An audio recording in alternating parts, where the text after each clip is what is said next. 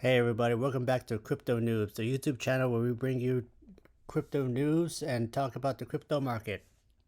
First off, I would like to talk about the crypto market where Bitcoin is trading at 19,141, Ethereum at 1,291, Binance Coin at $271, XRP at 49 cents, Cardano at 40 cents, Solana at $31, Dogecoin at 5 cents, Polygon Matic at 81 cents, and Polkadot at $6.26. Now, the first piece of crypto news I would like to bring to you guys is FTX rolling out V2 of the exchange with new matching engine in November.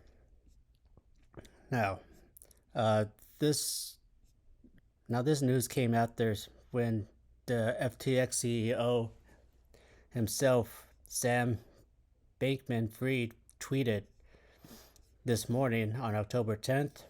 We're planning to roll out some of the features over the next course of the month. A bunch will come on November 21st. At that point, FTX V2 will be live. I guess I can read a little bit here. We'll be rolling out a whole new order matcher, lower latency, API pathways, and a whole slew of other features, tweeted by FTX CEO Sam Bankman-Fried. A new version of FTX crypto exchange will go live on November 21st, featuring an improving matching engine aimed to addressing complaints from users about the performance of the current one. Now, FTX matching engine has been long subject of complaints from users. These complaints have been about the high latency and low throughput of the platform's matching engine. Latency in the context refers to how fast the matching engine can match the buy and sell orders of users. Higher latency means slower trade executions, which can be detrimental for users as profitable trading positions can be lost due to high latency. Now, I guess FTX has had issues with people buying and selling at their chosen price, and FTX version 2 is helped to fix that, and this all comes out on November 21st of next month. So let's see if that is true, and let's see if it actually fixes a lot of the complaints that the users have had in the past. Now, the first, or I guess the second piece of news that I would like to bring you, Logan Paul's 623,000 2021 NFT is now worth $10. Here's the man himself, Logan Paul. He is a American YouTuber known for splashing his cash on extravagant things. In August 2021, the Maverick, I guess, I don't know who calls him that, invested over $620K in Azuki's Bumblebee NFT, non-fungible token, now priced at a mere $10. And this is the NFT that he has that went down to $10. He paid $620K for this NFT. Now, this was probably at the heights of the bull run, when probably Bitcoin was ranging, or at least at the top of $69,000 and under, to maybe about 50, maybe 65,000. Now, for the reason of the crash, or why it's at $10 right now, is probably, and this is my best guess, we're in the middle of a bear market, or at least that's what a lot of experts say on YouTube, and I definitely believe it, because when I first started in the space about a year ago, a little over a year ago, right before Bitcoin topped out at 69,000, I was buying Cardano at ranging between $1.50 to $1 to almost $2. Maybe I was buying it a little bit under $1.50, but now Cardano is priced at 40 cents. So I lost at least $1 per Cardano that I've accumulated, and I've definitely lost quite a bit of money since then. But I still have all my Cardano. I have not sold any. I have not sold any Cardano as of today. I have it, and I'm still going to hold it until the next bull run, whenever it happens. I'm not a financial advisor, not trying to tell you what to do. This is just what I'm doing. And if you feel bearish, I guess they say in the crypto world, or if you just don't feel confident, just know that there are people out there that are sticking it through and accumulating while the prices are low. So whenever the next bull run happens, either the next couple of months, the next year, or at least the next 2 to 3, 4 years, I will be ready. Hopefully make a profit to where I won't have to worry about, I guess, the fiat system, having money. So I don't know. But that's just what happened to him. Um, he has a mullet here. But I don't know, just a piece of news. These things happen all the time, or at least during the bear market. Um, so yeah, I hope he comes out of this slump, and I hope he doesn't give up, which I'm pretty sure he's not. I'm pretty sure he's not even worried about money.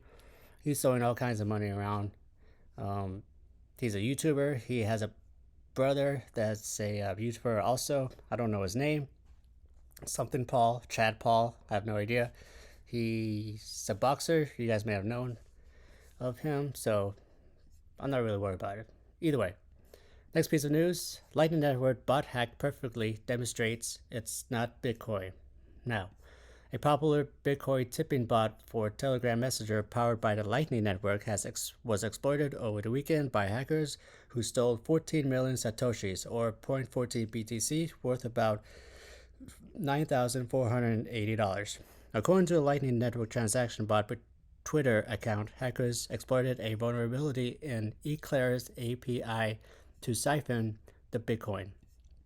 Eclair, by French unit ACINQ, is one of the Lightning Network's top 3 implementations. The other two are LND by Lightning Labs and C Lightning by Blockstream. The team has since then, I'll just read here. The team has now taken the bot offline while they investigate. Here's a tweet here. A group of thieves have exploited a very subtle vulnerability on this, whatever this is, in TX bots yesterday and stole 14 million Satoshis. The bot is offline until they figure out what they're going to do next. Now, this doesn't. So, the Lightning Network is a layer 2. It's a layer 2 protocol that is distant from Bitcoin's base layer. Now, to give a little definition of which layer means for Bitcoin, the Bitcoin network is layer 1. It offers a abysmal speed of 5 to 7 transactions per second. Now, I'm pretty sure I butchered that. But the main layer for Bitcoin is the Bitcoin network. The layer 2 for Bitcoin is the Lightning Network, which I will show you here. The Lightning Network, LN, is a layer 2 payment protocol layered on top of Bitcoin and other blockchains and cryptocurrencies. It is intended to enable fast transactions among participating nodes and has been proposed as a solution to the Bitcoin scalability problem. Now, it's not directly affecting Bitcoin, but it definitely hit one of the layers, or I think some people would like to call them bridges, on the Bitcoin network. And luckily, the Lightning Network and people who run that has stopped the hackers from siphoning more Bitcoin from the blockchain. Now, that's all the news I have for you today. I think I kind of rambled on a little bit about Logan Paul. I don't know the guy, don't know him personally, but whatever. But I would like to end on what I have pulled up on TradingView for Bitcoin. And so I think in my last video, I had mentioned that it was going sideways, before the weekend it definitely dropped on Thursday. And since then, I'm on the hourly chart. since then, from Friday and maybe a little bit into Saturday, it kind of went sideways. And I had mentioned that I wasn't going to make a video, or I was going to wait until what happened in the weekend to see if anything had happened to Bitcoin and the price action. And it actually dipped towards the end of Sunday, and it gradually kind of rose up and went sideways for a little bit until, and actually saw this. I got up early, couldn't sleep. Monday morning, it fell around 19,200, and it is now at a little above 19,000, which is pretty incredible. I knew something was going to happen on Monday, given Bitcoin and crypto doesn't really do a whole lot during the weekend typically, but let me squeeze out my chart here. It does sort of follow along this line here that I made for myself, and it definitely is playing along here on this line. This line, let me put it on the daily charts. Let me fix this up a little bit. Now this line I have all the way up to 69K, and it had not too many touches, but it's definitely intercepting that line. And this line here doesn't really hold any significance from previous days, but I knew that this line all the way from back here was going to have some sort of significance on how Bitcoin would react. And it's right above the cross lines here. I'm not saying that I'm right. I'm not a professional TA person. I'm not a financial advisor. I'm not trying to tell you what to buy, when to buy. Just trying to help you realize that Bitcoin and crypto isn't really predictable, but TA does give you a little insight of how the markets would react based on news and events. So right now it's a red day.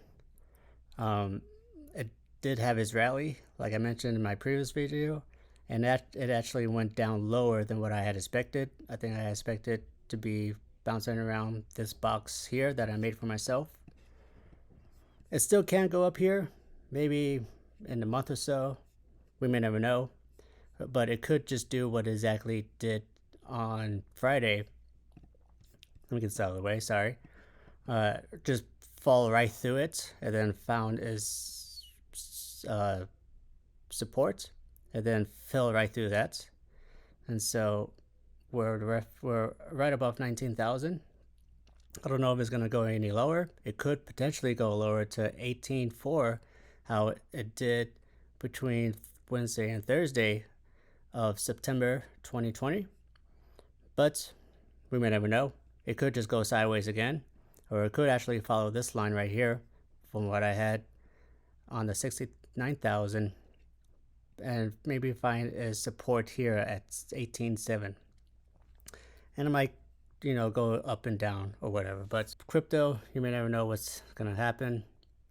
But yeah, that's all I got. So that's all I got for you today. If you like the content, like the video, subscribe. If you have any questions, concerns, or if you want to learn more about any projects or any layer 1s or 2s or anything like that, please comment in the comments below. And until then, I'll see you in the next one.